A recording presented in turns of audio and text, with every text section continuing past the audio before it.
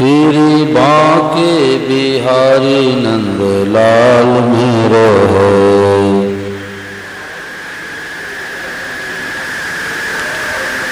बोलो गुरुधर गोपाल राम राम राम राम राम राम राम राम राम। सबको राम जी राम राम जी राम। भगवते नमः भगवते नमः भगवते नमः। देखो पांव जी की प्रार्थना में जो आते हैं वो भाई बहन असली साधक है, क्योंकि ब्रह्म मुहूर्त वेला में नींद का आलस का त्याग सब नहीं कर सकते और आए हैं तो स्वामी महाराज जैसे महापुरुष की वाणी हम लोगों के कानों में पड़ी है। तो महाराज जी ने कहा कि सत्संग से बहुत लाभ होता है। हम जो साधन भजन करते हैं ये तो कमा करके धनी बनते हैं और सत्संग करना धनी की गोद जाना है। जैसे कोई गरीब घर का बालक हो और लखपति भी नहीं है, परंतु उसको कोई करोड़पति आदमी दत्तक पुत्र बना ले, अपना बेटा बना ले, तो उसको करोड़पति बनने में क्या जोर लगा भाई? बताओ सोगी। गरीब घर का बालक हो और करोड़पति कोई सेठ उसको अपना बेटा बना ले तो वो भी करोड़पति बन गया। ऐसे सत्संग में कमाया हुआ धन मिलता है। संत महात्मा ऋषि मुनि जब करते हैं तब करते हैं, भूखे रहते हैं, प्यासे रहते हैं और त्याग तपस्या करके जो ज्ञान अर्जित करते हैं वो घंटे आधे घंटे के सत्संग में बता देते हैं। तो लोगों को पता नहीं है कि सत्संग से कितना लाभ होता है।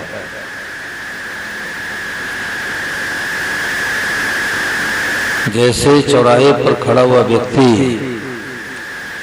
पूरब पश्चिम उत्तर दक्षिण जाने के लिए स्वतंत्र होता है, ऐसे मनुष्य मिल गया तो यहाँ से 6 रेलगाड़ियां जा रही है। अब हम चाहे जहाँ का टिकट कटा लें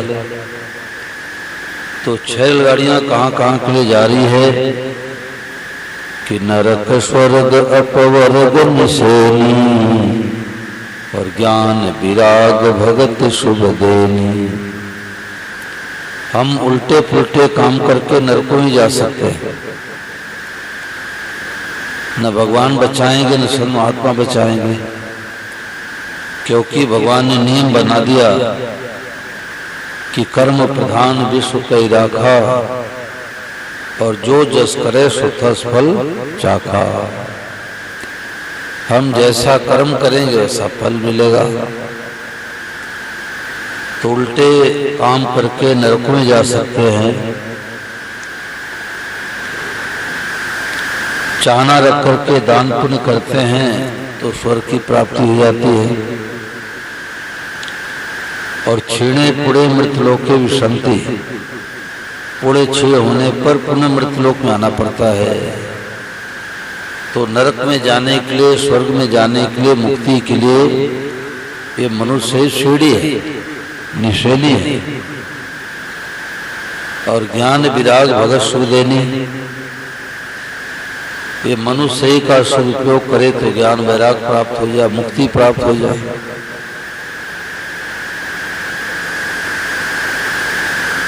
ऐसी योग्यता भगवान ने हम मनुष्यों को दी है। परंतु यदि देखा जाए तो संसार में सबसे ज्यादा दुखी है तो मनुष्य है। क्या पता कि अखबार आप लोग पढ़ते हैं, टेलीविज़न देखते हैं,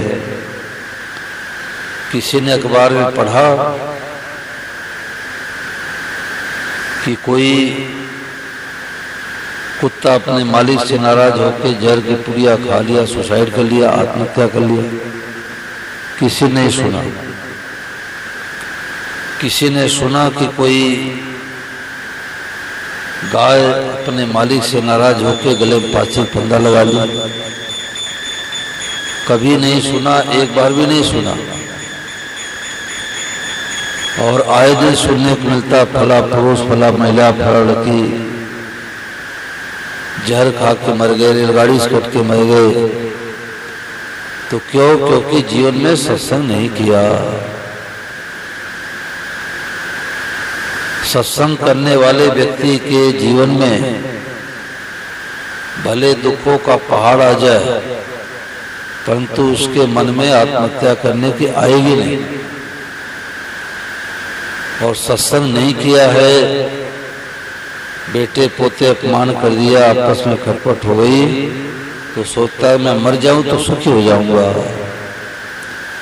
और मर करके भूत प्रेत की योनि में चला जाता है।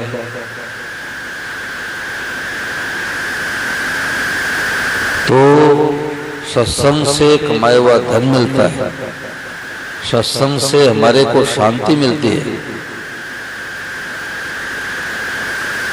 स्वामी महाराज कहते जैसे सर्प और न्योले में, सर्प और न्योले का आपस में जन्मजात बैर होता है। न्योला सर्प को डसने के लिए, काटने के लिए दौड़ता है, और सर्प न्योले को काटने के लिए दौड़ता है। तो जब सर्प न्योले को डस लेता है तो न्योला घायल हो जाता है, मूर्छित हो जाता है, परंतु अपने जड़ी बूटी को पहचानता है। तुरंत जाता है लड़ाई छोड़ करके और जड़ी बूटी सूंघ लेता है, जहर उतर जाता है। फिर जाकर के सर्प न्योले से लड़ता है, तो कई बार न्योला डसा जाता है, परंतु जड़ी बूटी सूंघने के बल पर जहर उतार करके न्योला सर्प को परास्त कर देता है। तो संतों ने कहा इसी प्रकार से जो संसार है ये सर्प के समान है।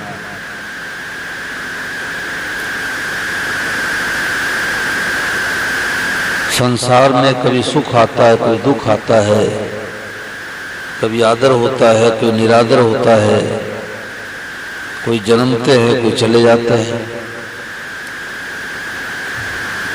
देह धरे का दंड या सब काहू को होए, पर ज्ञानी काटे ज्ञान से मूर्ख काटे रोए। शरीर मिला है तो सुख भी आएगा, दुख भी आएगा, अनुकूलता भी आएगी, प्रतिकूलता भी आएगी, नफा भी होगा, नुकसान भी होगा, आदर भी होगा, निरादर भी होगा। तो ऐसी प्रतिकूल परिस्थिति आने पर सत्संग में ऐसी विद्या मिलती है कि हर परिस्थिति में प्रसन्न रहे।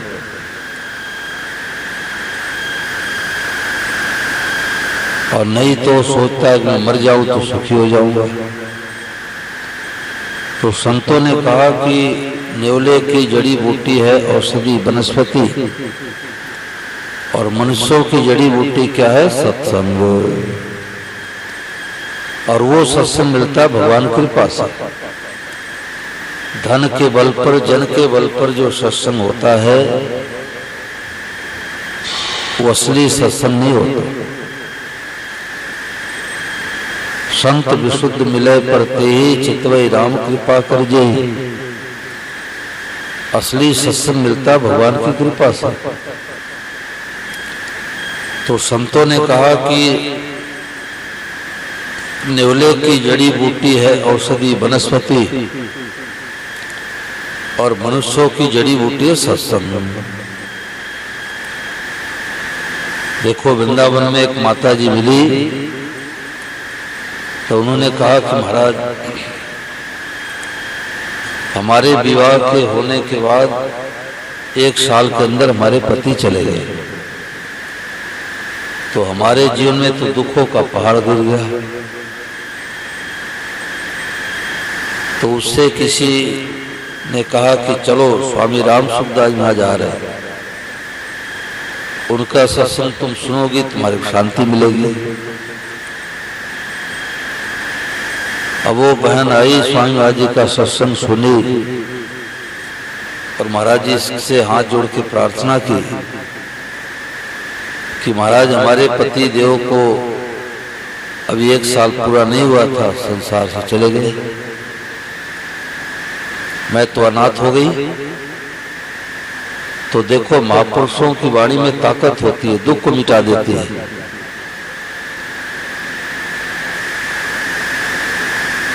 तो स्वामी महाराज ने कहा कि भाई, अनाथ कौन है जिनको सत्संग नहीं मिला? तुम्हारे को सत्संग मिला, तुम अनाथ कैसे हो? तुम्हारे मालिक तो ठाकुर जी भगवान बैठे हैं।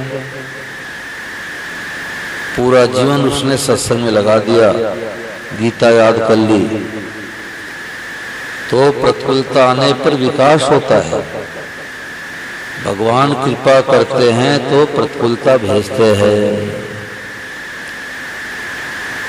अब बेटे पोते को आदर सम्मान करे तो उसी आसक्ति में फंस जाएगा, भगवान से संबंध कैसे जोड़ेगा? तो भगवान की कथा 3 कारणों से मिलती है। जब द्रवय दीन दयालु राघव तब साधु संगत पाइए। भगवान कृपा करते हैं तो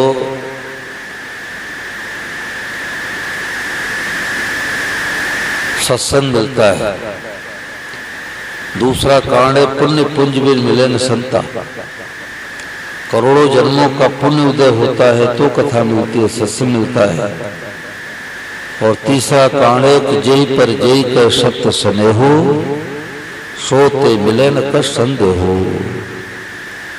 किसी भाई बहन के अंदर भाव आया कि भगवान कथा मिले, सत्संग मिले, तो भगवान कृपा करके मौका दे दिया। और तीसरा कारण है कि पुण्य पुंज बिन मिले न संता। करोड़ों जन्मों का पुण्य उदय होता है तो भगवान कथा मिलती है, सत्संग मिलता है। यानी जय पर जय के सत्य स्नेहो, सोते मिले न कष्ट संदेहो। किसी भाई बहन के अंदर उत्कट अभिलाषा होती है, लगन होती है, तो भगवान कृपा करके सत्संग देते हैं। तो सत्संग से जीने की कला आती है।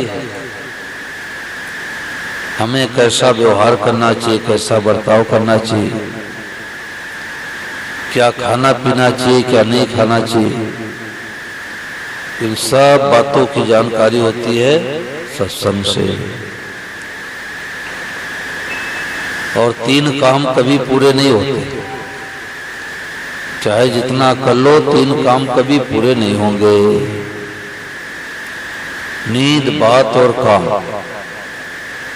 चाहे जितना नींद ले लो, बिस्तर पड़ते पर चली जाएगी। काम धंधा चाहे जितना कर लो,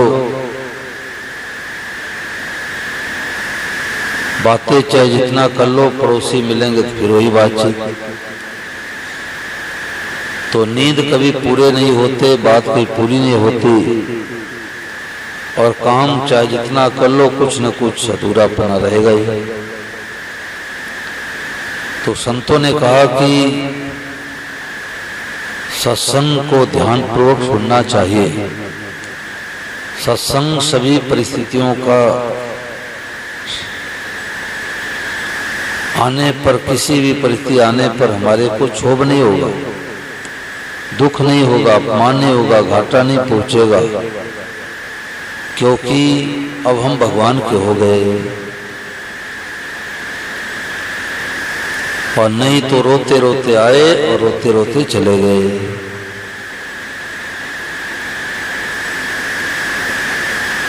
मथुरा के कुछ ब्राह्मणों ने विचार किया कि अपने को मेला लगा है प्रयागराज, चलो अपने भी चलते हैं।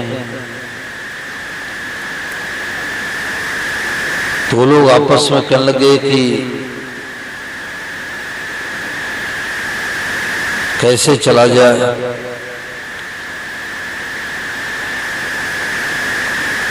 प्रयागराज में एक सेठ जी के मन में आई कि चलो प्रयागराज चलते हैं, 1 महीने वहां पर कल वास करेंगे, भजन साधन करेंगे। तो वहां धनी मनी व्यक्ति थे, खूब बढ़िया टेंट लगवा दिया। दूध की व्यवस्था अच्छी नहीं दिखी तो बेटे से गाय मंगवा लिया। आने जाने की दिक्कत होती थी तो कंपनी से बेटे ने नया कार भेज दिया। नौकर चाकर रख लिया। तो जब 1 महीने के बाद सेठ जी गांव पर आए तो गांव के लोग गए मिलने के लिए, चलो भाई कोई गंगा जी किनारे 3 दिन रह जाता है बहुत भाग्यशाली माना जाता है। और सेठ जी तो 3 महीने प्रयागराज रह के आए हैं। तो गांव के लोग गए राम राम किए, बोले सेठ जी आप बहुत भाग्यशाली हैं क्योंकि आप 3 महीने प्रयागराज रह के आए हैं। अशोक जी नींद तो नहीं आ रही ना? अशोक जी सीधे बैठो। तो गांव के लोग सेठ जी से कहने लगे कि आप बहुत भाग्यशाली हैं, 3 महीने प्रयागराज 1 महीने प्रयागराज रह के आए हैं। तो बताओ आपने भागवत कथा में क्या सुनी, राम कथा में क्या सुना, सत्संग में क्या अच्छी बात आपको लगी? तो सेठ जी बोले कि देखो भाई हमारी व्यवस्था बहुत अच्छी थी, खूब बढ़िया टेंट लग गया था, गाय पाल लिया था, बेटे ने कंपनी से नई गाड़ी भेज दी थी, नौकर चाकर थे, हमारी व्यवस्था बहुत अच्छी थी। परंतु थोड़ी सी भूल हो गई। बोले क्या भूल हुई? आप तो 1 महीने प्रयाग रह के आए। तो सेठ जी ने कहा कि मैं कभी कथा सुनने के लिए गया ही नहीं, कभी त्रिवेणी मैया में स्नान किया ही नहीं, कभी संतों के पास सत्संग सुनने गया ही नहीं। तो गांव के लोग हंसने लग गए, फिर आप गए किस लिए थे? जब त्रिवेणी मैया में कभी स्नान किया नहीं, भागवत कथा सुनी नहीं, राम कथा सुनी नहीं, तो किस लिए गए थे?